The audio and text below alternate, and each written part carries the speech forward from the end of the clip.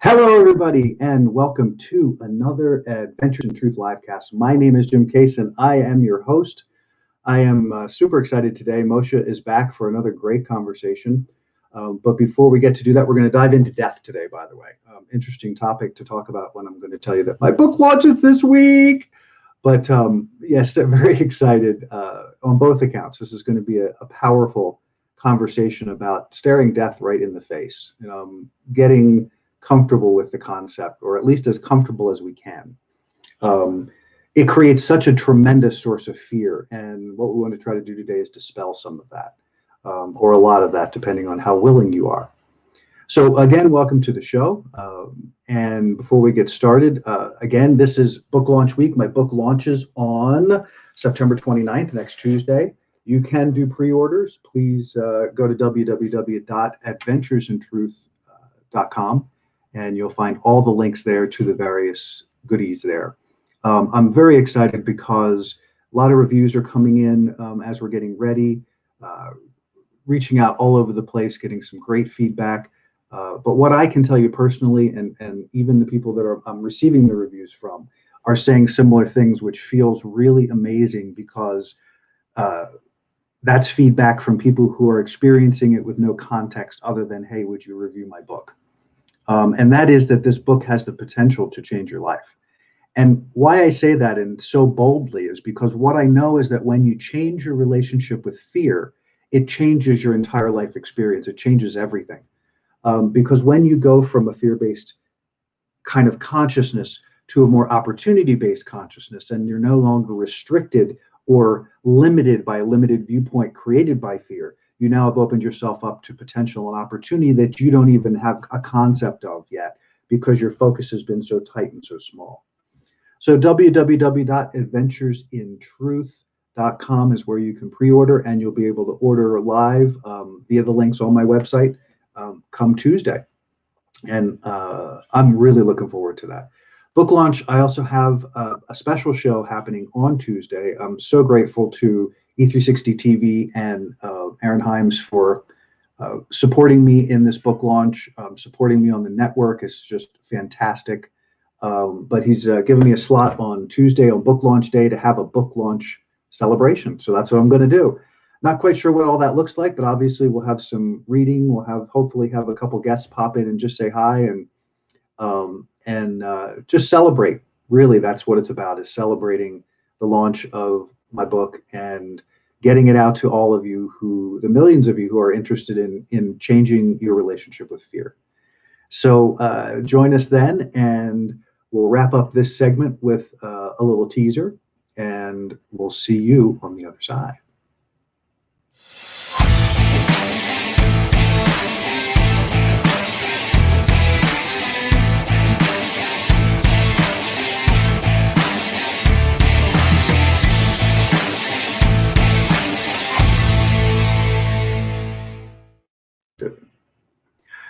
Hi again, welcome to the show, and let's welcome Moshe to the show. Hi, Moshe. Hey, Jim. Good morning. Good morning. Great to see you.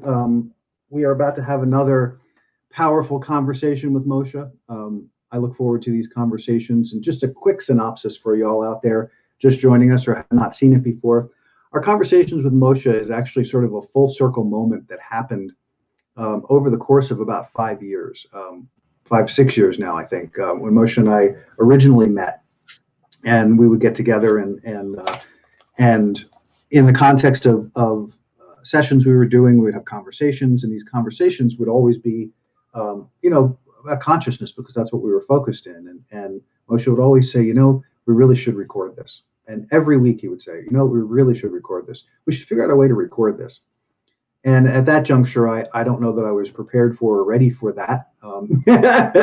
But it was always a lovely thought. But then flash forward now, and not only are we having the conversations, we're having the conversations live with however many people are watching. And it's an extraordinary experience. But I want to tell you a little bit about Moshe if you haven't met him before. He is the author of this amazing book, which I happen to have right here, The Amare Wave. And you can see in the background for him, that's kind of hard to see. But to tell you a little bit about him, I'm just going to take a few words out of the back of the book here because it's easier that way. Dr. Moshe Engelberg inspires businesses worldwide to be their best by thinking different, acting courageously, and leading with love. His innovative ideas and approach are deeply rooted in a combination of applied behavioral science and diverse wisdom traditions, tested and refined through almost 3 decades of consulting with world-class organizations. As founder and head of the business strategy consultancy ResearchWorks, his clients include global health and technology companies, federal and state government agencies, large and small nonprofits, foundations, and startups. Moshe is a teacher at heart who helps others find the deep knowledge and truth they hold within. His extensive academic credentials include a PhD from Stanford in communication, a master's in both psychology and public health. He has published numerous research papers and designed and taught many executive education and graduate level courses.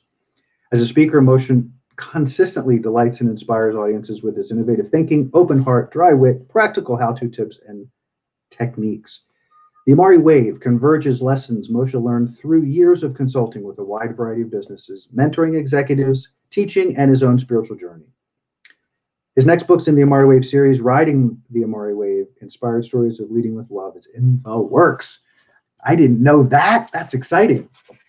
I think I did know that, but again, the Amare Wave, Moshe, theamarewave.com. Look, I even have it right here. Bam! theamarewave.com. Check it out. Order the book. Say hi to Moshe. All right. I got really excited. Did you want to add anything? I think you got it covered. Thank you, Jim. Appreciate that. Absolutely. I appreciate you so much, and want to make sure that always that we're uplifting and as you do for me in so many ways, and I appreciate that. So our conversation today, how do we change our relationship with death? And I had to smile about it because it excites me to talk about this, believe it or not, because it's so much at the core of base fear. I mean, when you get right down to it, it is probably one of the easiest ways to coerce people is to dangle the idea of death in front of them, because it triggers so many different things that it's almost silly in a way because it's such a natural part of our experience. But Moshe, did you want to give a little intro here before we go into our moment of focus about your thoughts and where we might be driving this bus today? Sure. I think a starting point is for people listening or watching to just be aware of your reaction when you hear the word death. It's that powerful a word that it can trigger pretty extraordinary reactions, and specifically what you feel in your body, and then what thoughts coincide with that. So I would just start there, and then we'll dive in when we get back. Beautiful. Be right back. We're going to have a quick meditation time. All right, let's take a moment to focus. This is an important part of the show for me because I like to bring our energy together. You, the listener, the viewer, the people, us here, to just get present in this moment, because the things that we talk about here and the concepts sometimes are pretty intense, sometimes pretty deep, and take a bit or sometimes takes a few minutes to just sort of let it wash over you. So I like to take this time to just kind of bring all of yourself present in now. Bring yourself present in now, and then using breath, because breath is the foundation of our life. Breath is the foundation of all of the energy that we have. So bringing that focus helps to get us in present and now. Then learning to manage the breath lays a foundation for tremendous change and energetic expansion and growth, because breath is life force. Breath is chi and prana. It's the energy, it's the life that animates us. So when we use that breath consciously to fill our experience in our bodies and actually even our energy field, we are taking a step in consciousness that will have a tremendous impact all the way up the wellness pyramid in influencing how we are able to move through the world in a opportunity-based experience and not a fear-based experience. So let's just take a moment, get comfortable where you are if you can, feet on the floor or legs crossed, whatever you prefer, but just find a comfortable position where you can get full breath, where you can relax into your position, let your eyes go to half mast or just close, or find a soft focus if that's easier for you.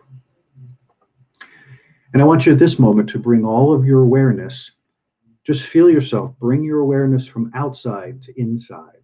Just feel the shift as you go in, feel your awareness, bring it, draw it into you, and let that awareness just settle into the inside of your being and be in that experience for a moment. You know, as Moshe mentioned at the beginning of the show here, when we talk about death, it stimulates a lot of stuff. As we talk about death, just be in your experience with it. Just be in it. We're going to talk about it. We're going to go through the levels of it. But just be inside. Let your consciousness travel inside your body, starting wherever you want. Start at your head. Start at the top. Feel the awareness inside your head. How does your head feel? How does that connection where your head attaches to your neck and your neck down into your back, what does that feel like? Let the consciousness roam around in there. Feeling it down your arms, feeling through your torso, into your hips. And as you bring that awareness and that breath, just be aware how that feels. Be aware of what happens when you bring awareness to something that doesn't feel comfortable, or when you bring awareness to something that feels good. Notice how that expands just by the virtue of your attention to it. And now as you finish traveling through the body, bring all of that awareness into your heart space, just right into the center of your chest. Just bring that awareness and focus it. And we're going to use that as we focus in the breath. We're going to begin a breath process where we're going to inhale to a count of 4, filling completely. We're going to rest at the top full. And then we're going to release from the mouth, blowing all that air out, all that old energy, all that stale air that's in the lungs. Breathe it out to a count of 6. And then when you reach the bottom, you're going to rest in the emptiness, just as important as resting in fullness. So again, inhaling through the nose to 4, resting at the top, exhaling from the mouth to 6, and then resting at the bottom. And keeping that awareness focused right into the heart space. And right now, this moment, be aware of your breath process right now. Be conscious of how you breathe right now. What's the quality of the breath? Is there a depth to the breath? Do you notice the breath?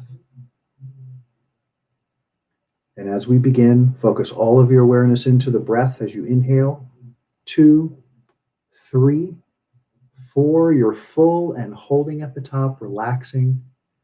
And now releasing from the mouth. 2, 3, 4, 5, 6. Beautiful. Open and rest in the emptiness. And now engage the lungs, open and expand. 2, 3, feeling full at the top as you rest. And now release from the mouth. 2, 3, 4, 5, 6. Release and purge as you rest into the void. And then engage and open. Inhale. 2, 3, all the way full, 4, resting at the top, relaxing the body, feeling that fullness as you release from the mouth, 2, 3, 4, 5, 6, and then resting into that emptiness. Get comfortable in the emptiness. And now continue that rhythm on your own, continuing with the inhale to 4, remembering to rest at the fullness, letting that air out, purging all of that stale air and energy that you're releasing. As you get to the bottom, enjoy the emptiness and continuing to breathe. Feeling your focus in the heart, feeling your focus in the breath. Just feeling, just being in this moment. And as you continue that cycle of breath, take in these words, let them wash over you. If they stick, great. If they don't, it's okay. Just let the energy wash over you. I am the evolution of God, realized as matter. I inform and guide that expression as the pure expression of God. I show up as God. I connect as God. I align as God. I am creation realized. And from that, I create, expand, and engage. I am. Feel those words as they trigger a spontaneous breath in your body. Feel that powerful breath expand through your body.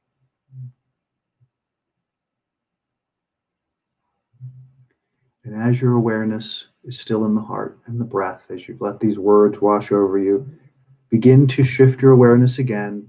Open the heart, let the energy begin to expand outside of self. So it's in and out, bringing your awareness present to this moment. Being present in this experience. And gently bring yourself back, present in the room where you are, present to the show, present to right now.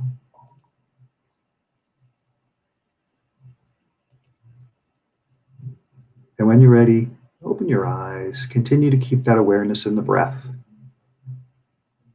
We're going to bring Moshe back in when he's ready.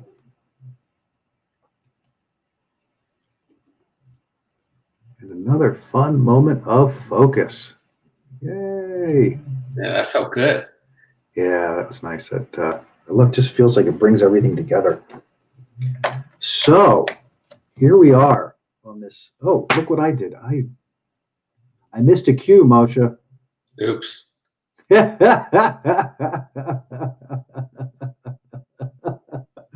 all good. All right, conversation. Here we go. How do we change our relationship with death? So, Moshe, again, you want to start off where you started off before we went into our meditation? Yeah. The starting point there was to notice for people, I say, notice your reaction just to the word death. If you hear it, if you say it, you likely feel something in your body and you have thoughts accompanying it, and just observe what they are, become aware of them without judging them. So for some of us, we tighten up, we hear death, or we squint, we kind of we get very protective and that, and go, and that's a fear reaction. And there's other aspects of fear. One person I know, what's her name? Katie Hendricks. I mentioned my book talks about 4 reactions to fear. We're all familiar with fight or flight, which are 2 ways people might respond to the word death. It's, I don't want to deal with it, I'm out of here. That's flight. Fight is kind of the get ready to take it on in a combative way. And the other reactions to fear, and in this case the word death, are flight, if I can remember them, Freeze, we just become immobilized. We just don't know. It's kind of like a deer in the headlights. That's a freeze response. And the others faint. It's like melting, not melting, but losing all energy and fainting away. So notice your reactions and which direction do you go in, or do you have a neutral reaction? And that's what started this conversation, Jim. You might remember we talked the other day about, well, what should our topic be? Mm-hmm. Said, well, how about death? And talking about an absence of a strong emotional reaction to the concept or even the imagining. For me, people close to me dying, or even myself dying. And I asked the question, so is that a step toward enlightenment, or is that active avoidance? Well, I think, and you had an answer. I did, and as you're talking, I'm hoping that our viewers and listeners are understanding the multi-level, dimensional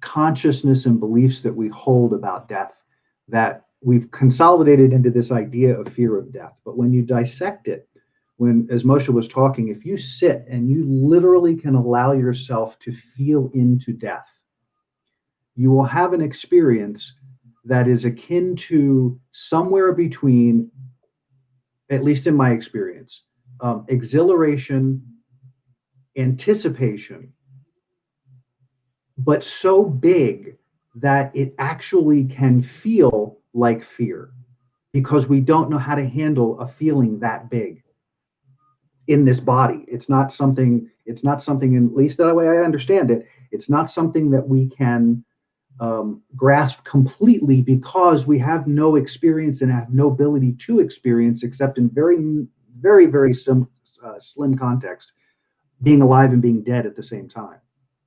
So being on either side of the equation, since we're on the live side of the equation, all you can do is feel into the potential of what that might be. And because we have no literal conscious experience of it, it triggers layers of things. It triggers layers of beliefs. It triggers survival, and it triggers all kinds of fear. So you're getting all of this crazy layers of stuff happening in the same moment. But again, if you can take that moment, I had to have fun with this, because death becomes you. You are all of us. That's the destination, guys. Dead is the destination. Do you understand? It's not yeah, in the greater scheme of things, it's just a transition. But in the context of being human, it's the end result. And so if we are fearing the end result for the entire time of our experience, how much are we limiting that experience? Right? If we fear it so much, if it becomes such a trigger that everything we do is in resistance to death, how much life are we then living? That's my initial question. But to come back to this idea of sitting with confronting death, I loved, this is such a bizarre exercise. And I started, it came on for me a lot in the last couple of years, where there were so many things changing and so many cycles of life and death were happening.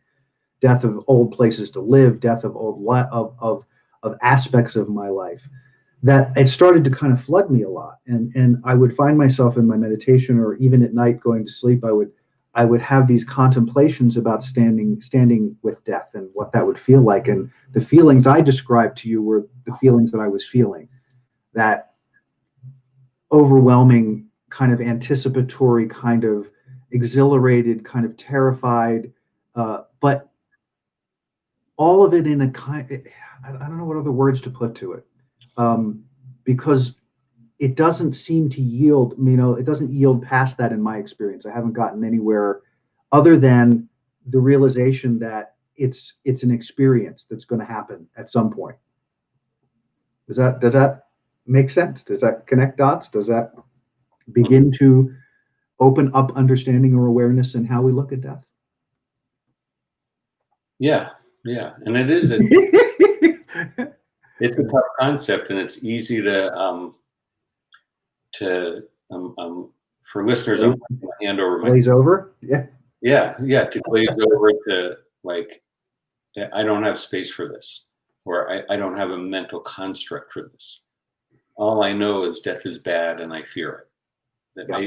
I think that's how a lot of us are trained, and this COVID pandemic has been a huge invitation, huge, to deal with, to bring in the possibility of death. Yes. And I think that the thing that happens and currently in our world in no uncertain terms, the idea of death is so terrifying because of how the world is being presented right now and the things that we're encountering, that it doesn't enable people to seek solutions to the problems that would exist right now. And understanding that the problems that we are dealing with right now are far greater than our current mental capacity to one, understand them completely, and two, to find solution. And I say specifically mind because that is our tendency, is to go to mind to solve problems, to go to thought to say, oh, okay, if I can rational my way through this, I'm going to come to an end result that's going to create change. And that's not what's going to happen. Because of the inordinate amount of fear about the potential of death, it causes us to pull back our experience, and it causes us typically not to engage because that fear is dangled in front in some form or fashion, whether it's from a virus, whether it's from losing your job and not having money, whether it's from whatever it is. There's that energy is there and present, and it's again, so many. So I apologize. There's so many levels and layers in this that I'm wanting to bring at least to a level of consciousness, so that you out there listening and viewing can begin to explore it within your own in your own experience. I kind of meandered there, and I think I got lost in a little bit of what I was talking about. So, yeah, maybe you can help. Maybe you can help pull that thread a little. Yeah. Well,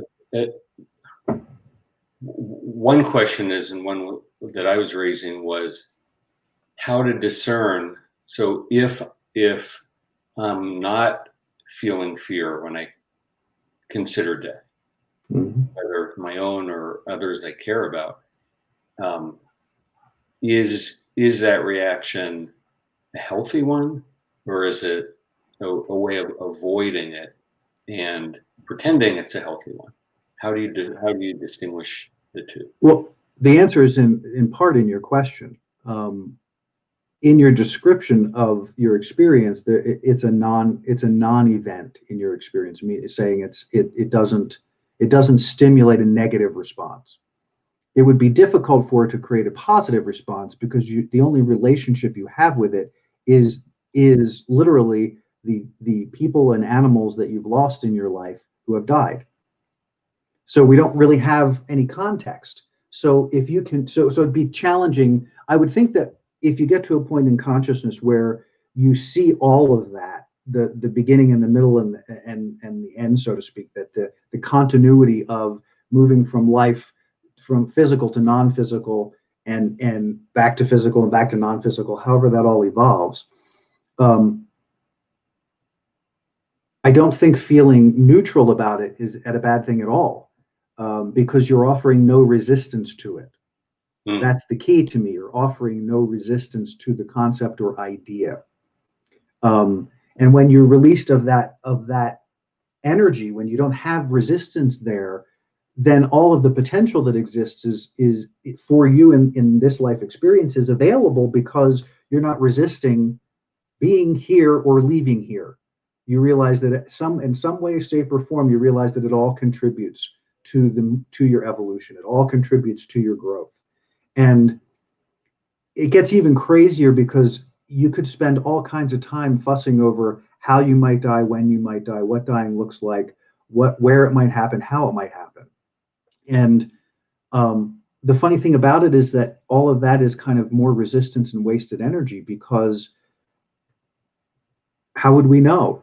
So why not get conscious? Why not build a relationship with the understanding of death? Why not build a relationship with that as a part of your life transition process so that you can not be in resistance?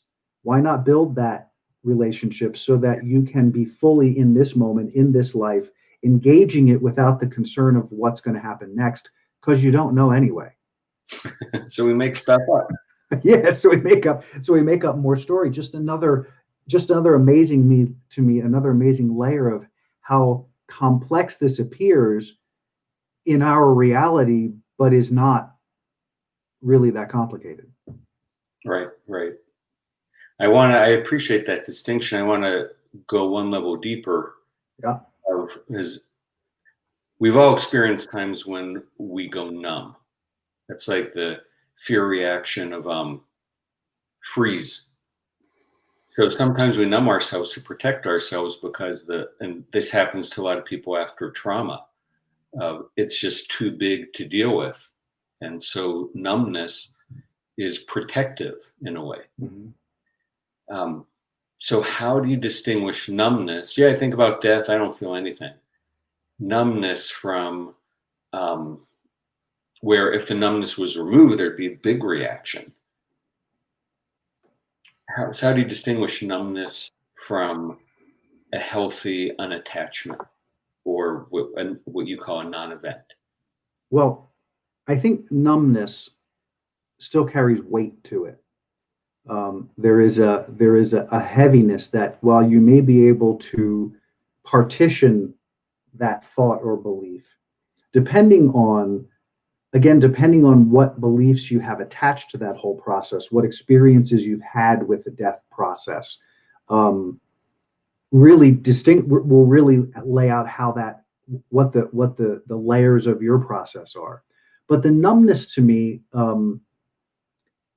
first off, the first thought I have about it is internally, you know the difference between being neutral and being numb. Um, Numb still carries avoidance. Numb is like putting a thick layer of start going through my head, a thick layer of sap over top of you, or over top of the belief. It's just this kind of oozy covering that isn't doing anything, but you can feel it. You feel the heaviness of it. It doesn't have to be dense, but it's not an open place. And in the busyness of life, that numbness can be construed as neutral. But when you really stop and you ask yourself, or like I was saying earlier, you lean into this relationship with death, you can't deny the numbness, because you should have feelings. There should be some. If you sit in that space of being with death, or contemplating the end of your being on this planet. I know that sounds absolutely bizarre, but it's not in any way, shape, or form, because it's a natural part of the life experience. So why not have interest in exploring what that may bring, what that has to do with me? How would that feel? In my process of doing that, I discovered a lot of things about myself, and I discovered a lot of things about the actual death process, or things that I think anyway, that even in the context of how I die, which is really where I think most people have their anxiety and fear and numbness, is in how I'm going to die, not that I'm going to die. But when you push into that, and you begin to imagine those different things, the thing that came really clear to me is the how is typically a short something. It's a short time. And what we don't know is how conscious is the individual dying in the process of that process. Meaning, how conscious are they? So to me, it seems like, let's get conscious of the process. Yeah, we can't know it inside and out from this side, I don't think, but we can definitely open ourselves to whatever that potential is, so that it doesn't become this point of resistance. And since we're all going there, it just seems like, why not engage it? Why not be a part of it? So the numbness, ultimately, I think once you get quiet with yourself, the numbness may be there to help you move through the day or to move through your experience. And maybe a lot of people go there as a buffer, but as soon as you ask that question, as we started at the beginning, as soon as you dial into that experience, you're going to see it for what it is. And if it's numbness, it will show up as numbness because you will have a difficult time reaching for anything. Where in a space of that openness, there is no risk, like a breeze coming through the window. There's no resistance to it. So in different aspects of it, as they move through your energy, stimulate different experiences, like I was talking about before, that anticipation or that, wow, what is that? And wow, that feels weird. And what's it going to be like to not be me? Am I not going to be me anymore? And if me goes away, what does that look like and feel like?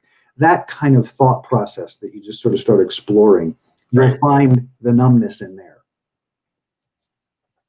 Got it. Yeah. I think of a phrase I heard. Where did I hear this? I don't remember if it was in the song or where I heard it. But it was every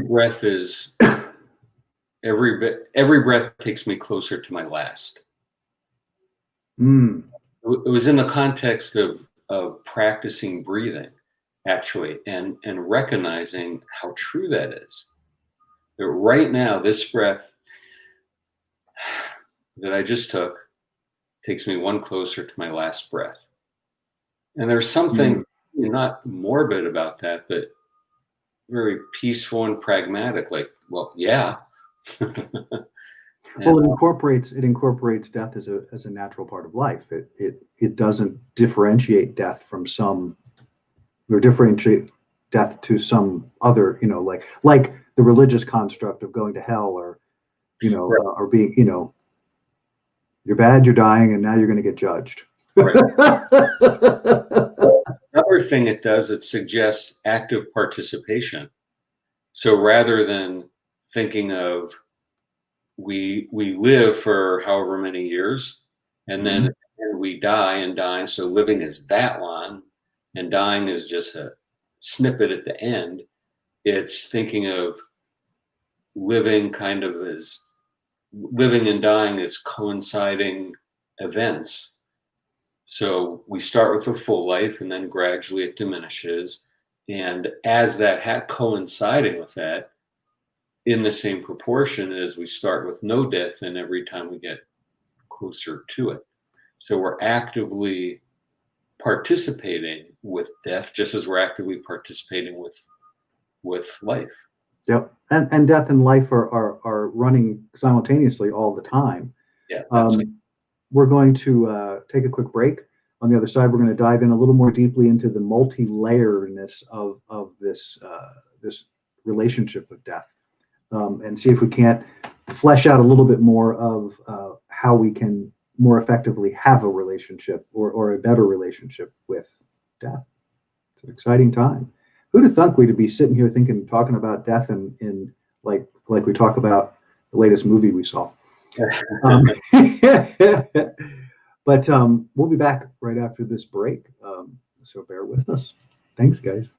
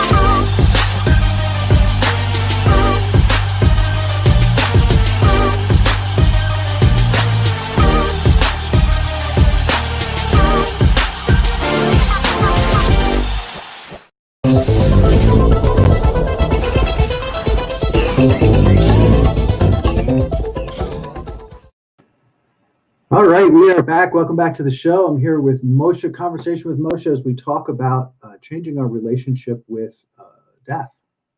And before the break, and during the break, actually, I find myself um, feeling a tad awkward in the conversation, and I'm not sure why. So I just want to put it out there and see what unfolds over the next segment here, because um,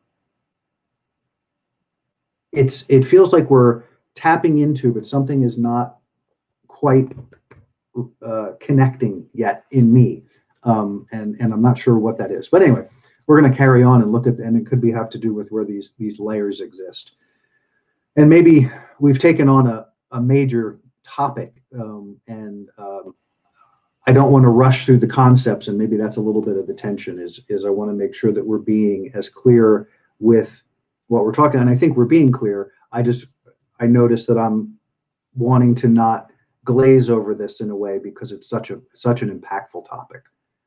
Yeah, I have that same reaction of a few times working hard to stay tuned in to our conversation. Some might I mentioned before we started that I didn't have a great night's sleep and am summoning the energy to be present, but it might be the topic too. It's so easy to tune out of it. It is, and it. So let's dive into this multi-layered process. So as we were talking about, one of the few areas in our lives where, because I know initially when Moshe was talking at the intro, he was talking about the aspects of survival, the fight or flight, the freeze. Those are specifically typically associated with survival, and realizing that survival is one aspect of this, because obviously it's going to stimulate a survival instinct because it's the termination of what you believe yourself to be. But beyond that, then you have all of the religious context, which is all of the beliefs that are built about how life and death work and how death works in particular, and the ramifications of dying.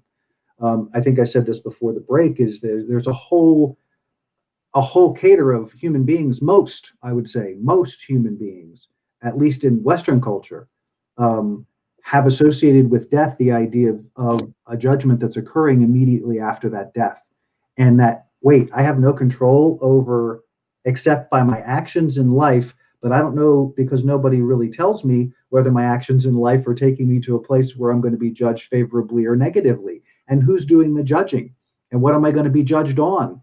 And so, can you imagine, and I hope you can, the amount of resistance and stress and fear that is added to the process just by virtue of that simple little thought process, that simple little idea that you are judged after death by some great being that's going to determine whether you are going somewhere good or somewhere bad.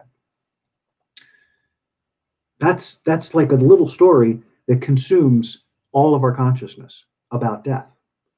So here we are in this layer going, but yeah, but, there's so many different feelings. I want to run from this. I'm scared to death of this. I want to hide from it. And what if God doesn't love me? And what if, and so you don't build one belief, you build a whole cater of beliefs around that idea. So peeling back the layers is bringing reality to the story that's been made up. Reality being, be present in now in your experience and feel your way into the experience so you can begin to understand your relationship with the idea of death, with the concept of death, with the reality of death. Would you like to add anything to that while I breathe? Yeah, I'm still noticing how we're responding to this topic. Yeah, as you were saying, as you were talking, what jumped out is the expression you used, scared to death. And then I thought there's another expression, like, I love you to death. I love you to death. Yep. Yeah. So we use death as a powerful anchor that kind of, it's the ultimate. And that is tied to, I love what you said, I wrote it down, about death is the termination of what you believe in yourself, of what you believe yourself to be. And so we presume the judgment that goes with that that will life. It's like there is a TV show, what's it called, with Ted Danson, The Good Yeah, Life. The Good Life. I think it's a good life. Yeah. Yeah, is that right? Something like that. And Yeah. it's all about what happens afterwards, and they make a comedy out of it, a very powerful comedy. I have to watch that. I've seen it. I've never watched the show in its entirety, so I don't really know. Yeah, And the idea intrigues me. it's really an interesting premise, especially with the mix-up entailed and the humor. It's really a cool way to broaden one's perspective of death and what's next. Yeah. And I think good. in terms of the layers, one thing we do is as we think about what's next, we still conceive of ourselves as these physical beings. Well, I died, but now I'm existing in this other realm, whether it's people think of heaven or hell or other cosmos or whatever it is. But we still see that within I still have my same body and my same mind, and I'm just somewhere else now. But that can't be how it is. It's without a body. yeah. We do leave that behind. Yeah. There's a song called "On the Right Side of the Dirt." I think it's a country song. It's about the whole idea of I woke up on the right side of the dirt. So here I am. Oh, that's interesting. I came across a post today, and I think it was a memory, but I had to take a picture because it was 9 important facts to remember as we grow older. And there's only a couple of them I'm going to share because it just cracks me up. But number 9 is death is the number 1 killer in the world. Like, that is so good. Life, and the other one was, where is it? Health nuts are going to feel stupid someday, lying in the hospital, dying of nothing. And I think that was it. I just love the references because I think they speak a level of truth. But as you were talking, I was thinking, maybe the discomfort in the conversation is clarifying that we're proposing a different perspective on a relationship that really none of us understand. I think in the context of why we're here, why we chose to be here, what we're doing here, and then we're leaving here. And where did we come from before we got here? Where are we going after we leave here? Why did we come here to begin with? There's all of those questions that I think all of us have at some level. Once you peel back the layers of all the training and stuff and culturalization and all that stuff that's been layered in over our lifetimes, when you peel that back, you're stuck with you in the context of whatever relationships you're having. And maybe some of this kind of chunkiness is we're proposing alternative perspectives, but we don't have any better idea what's happening over there than you do. We just have a better, I think, not a greater perspective from life experience that leads us to think differently about the process and realizing that changing the relationship with that process is another way of changing in a very radical way how we engage in life. So the idea of being comfortable with death is just saying that it's another opportunity that's coming sometime in my lifetime, and I don't necessarily know when that is. It's no different in concept than when am I going to get married? When am I going to create my dream job? When am I going to move to wherever? When am I going to take a vacation? All of those things are concepts or ideas, and you may have favorable viewpoints of them given your own history and background, but you don't have any idea what those are going to be. You can make it up. If you're going to go on vacation, you're of course going to make up hopefully favorable stories of what that experience is going to be like, but you have no idea because you've never been there before. Well, you've never been to death before in your own conscious awareness. So why not explore it with a positive perspective? Why not explore it from the perspective of breaking down anything that's negatively associated with it? within your own consciousness and surrendering and releasing those ideas and those concepts and beliefs and stepping into a more curious, maybe a more curious consciousness of this is interesting. I don't understand it. I'm not sure what it's about, but everything in this life conspires on my behalf. Everything in this life is about supporting growth and evolution. Well, why wouldn't that be the same? And explore it from that perspective rather than the fear-based perspective, which constantly stimulates the fight or flight mechanism and keeps you in that loop of fear and survival, fear and survival, fear and survival. Fear. That engine, when you are resisting death, is running all the time. And it may be quieter in the background, but it's there all the time, consuming parts and portions of your energy. Well, as you talked about curiosity and wonderment, it leads me to think maybe there's three kinds of reactions to the idea of death. One is avoid it.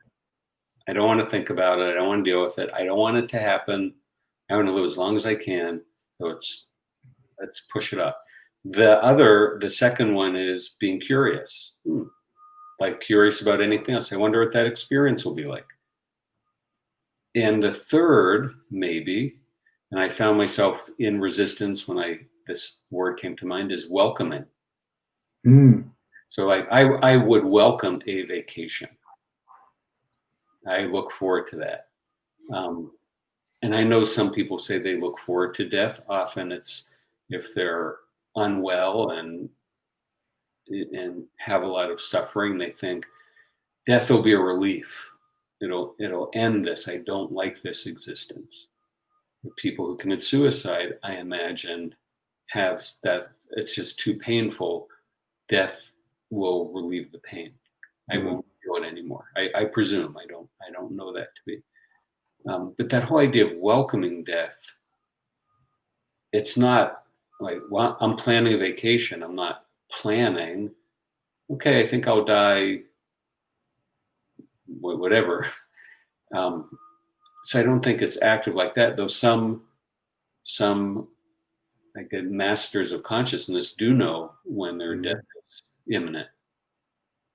And I want to take a minute on that particular point because it's a place that I have personally reached in the thought process or in the evolution of thought about death, and that is two things. One, welcoming it is not a way of saying I'm done here. It's not. You're not. I could almost imagine that somebody would say, why would I embrace death? Doesn't that mean I'm going to call it to me? And I would say to you that you've been calling it to you since the day you came on the planet. Just like Moshe said about the breath. I think it was the breath, wasn't it? Yeah. Every breath is one step Every closer. Breath. Yeah. So that's already in process. But where I've come to about it is the more conscious I can be about it, the more likelihood that I'll be conscious in it. And that's, to me, ultimately what I think I would love to be able to be conscious of my transition. And I don't mean, and as I was saying that, I'm seeing pictures in my head. No, I don't want to necessarily be conscious of being in a horrendous car wreck or in some horrible experience. But at the same time, I've envisioned those things as a part of my own process in death. I think I shared this with you, Moshe, about a year ago, that I had dreams. I would be dreaming of being in an airplane and the airplane splitting open and me falling out of this airplane to my death, and I could never die in the dream. I could never get to the ground. And I tried like heck to like fall all the way down. And there was a point that I couldn't, literally, I could not get my consciousness to go there. And I thought, that's so interesting. It's not available to me right now. That's not available to me. Just like any other concept, construct, whatever. When you go to reach for something and you can't grasp it, it's not there for you yet. So something in my vibration would have to change to come into alignment with the experience of death. It doesn't mean it can't happen in resistance. It does all the time. We watch that all the time. But what would it be like to not be in resistance to the process that would allow me to align to that process when the time is right for that alignment to happen. So that I'm not unconscious of, am I going to walk outside and a building's going to fall on me? I don't know in the end if that's the case. I don't know if if it's going to be a process of sitting on the couch one day and I'm here and then I'm not. I don't know. Yeah. But the more I explore it, the more I go, there's so many, I at least want to be aware. I want to be conscious that as I'm moving through this life process, that there is something that happens in my consciousness because I'm constantly wanting to expand and connect that will alert, not even alert, that will, because alert means something's wrong, but will bring awareness to something is changing. I'm changing. I'm shifting to a new place. And this new place, is this place where death is taking me? Is this place where life is taking me? And is life and death different? Are they truly different energies? Or have we called them that because of our fear? Yes. So here's a question I would pose. In my book, I'm defining the amare wave, and I'm pointing out the word amare, which is Latin for love, which I define as energy that uplifts and connects. Yes. The question is, can we approach death with, and maybe more so, can we experience death with energy that's uplifting and connecting? So I'll pose the question and hope you'll have the answer. One more time. Can we talk about, we are here to experience. I mean, that's why we're in this physical form, to experience. We can choose our experiences. And that's your whole point of your book, Fear is a Choice. We can choose, imbue our experiences with fear or with love. And so can we carry that into death, into the anticipation of death, the consideration of death, the wondering about death? Can we do that with an energy that's uplifting and feeling connected, and the actual dying? Can that be done with an energy that's uplifting and connecting? Because that would be amare in its ultimate action. Yes. And that's a really powerful question, I think.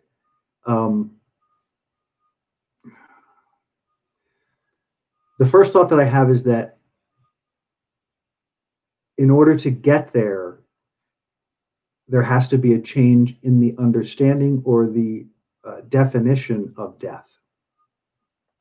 So, to the degree that I'm able to clear my field of the multiple layers of stuff that may have been there or may be there about what the death experience is the degree to which I can find an elevated experience of what this thing called death might be. Again, I go back to the idea of dreaming a vacation or dreaming of a relationship that you haven't had or have never experienced. You can go either direction in that experience. You could think about all the delays in your travel. You could think about plane issues. You could think about hotel issues. You could think about getting food poisoning. You could think about all of that stuff on your vacation.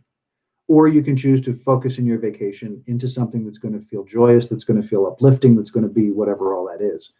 I can't see how it could be or would be different because we have no context.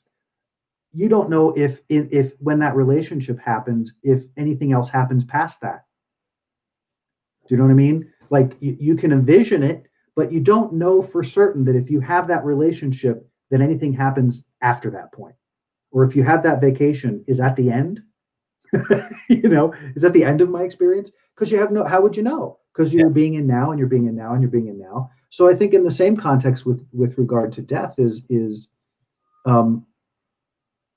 peel back the layers of your experience of what happens when you draw that into you. What does it feel like? What are you noticing? And begin to build a different relationship. And I think that would be, if you're bringing love into the equation, then love will inform your viewpoint. love will inform the experience. That's where inspiration comes from. So being inspired through the love energy is going to create something that will be a space to understand, a space to connect, a space to align in this new field. And what that will look like will probably be a little different for everybody, because your journey to get there is different than mine is. And it's going to be different than Moshe's is, because our upbringing and our relationships and all of that are different. So we're peeling different onions at this point. But in the end, if it's infused with love, I think we have that opportunity. And I've talked us out of time. So this one, I think, maybe one to be continued. Yeah, feels that way. Because it doesn't seem like it hasn't had a beginning, middle, and an end like many of the topics do. Right. But so I'm going to rush through our closing here. I apologize to our viewers that we have to bail out in this fashion. But again, we knew the topic was going to be big. I hope you can take some of what we explored in here, and even some of the chunkiness and some of the places where it felt maybe awkward, and just recognize that we as humans are exploring it just like you as humans are. And we're hoping to provide a shift in perspective, so that this is one more place where you can lose a large chunk of fear, a large wedge of fear out of your experience by dealing or addressing or getting involved in this, because again, the potential that it creates is extraordinary. The relief that you can feel in your day-to-day life of not resisting some distant event that you don't know when it's going to happen, how it's going to happen, or why it's going to happen. Just be aware that it's going to happen, like all the other things that you experience in life. It's going to happen. So thank you all for being here today. Moshe, as always, appreciate you, appreciate this energy. Moshe, www.theamarewave.com. Check out his book, www.adventuresinTruth.com for my book. And if you want to work with me or work with Moshe, you can work with Moshe through his website. You can work with me through my website. But thank you all for being here. We appreciate you. We appreciate you being a part of the show. Like us, share us, visit us, all that good stuff. And don't forget to buy my book. Comes out Tuesday, guys. Looking forward to seeing you. Looking forward to joining me on Tuesday for our celebration. Have an amazing day. Thanks, everybody. Thank you. We hope you enjoyed this episode of Adventures in Truth podcast. Thank you for joining us. We'd love to connect with you. Please like us on Facebook and subscribe on YouTube. To learn more about Jim's book, Fear is a Choice, Unraveling the Illusion of Our Separation from Love, or to book a session with Jim, you can email us at adventuresintruth@gmail.com, or you can join us on the web at www.adventuresintruth.com. Tune in next time for another great Adventures in Truth podcast.